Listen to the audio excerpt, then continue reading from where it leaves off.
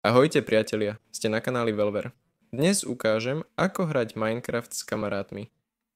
Ukážem dva spôsoby. Prvý je cez lokálnu sieť.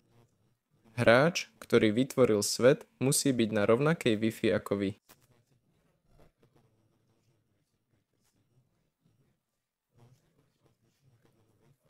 Tak. Hráč, ktorého svet chcete navštíviť, ho musí otvoriť pre lokálnu sieť. Kliknite Štart, potom druhý hráč v multiplayeri uvidí váš svet.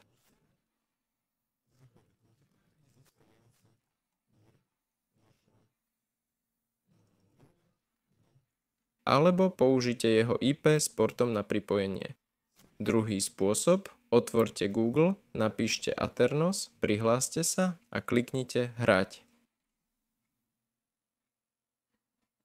Toto všetko ukazujem cez T-Launcher. Takže kliknite na Vytvoriť server a vytvorte ho. Pre pirátsku verziu cez T-Launcher nastavte v možnostiach Cracked. Tak by to malo byť. To znamená, že je online, kam sa dá vstúpiť aj z pirátskej verzie.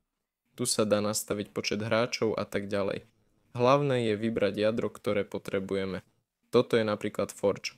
Toto budeme mať s modmi, áno.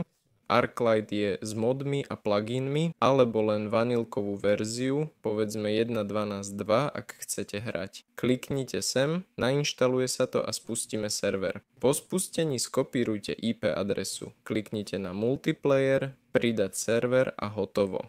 A potom sa to zapne a bude možné sa pripojiť. Po spustení servera, ako som hovoril, pripojíme sa a môžeme hrať. S vami bol Velver, dajte like, prihláste sa na odber kanála. Všetkým ahoj.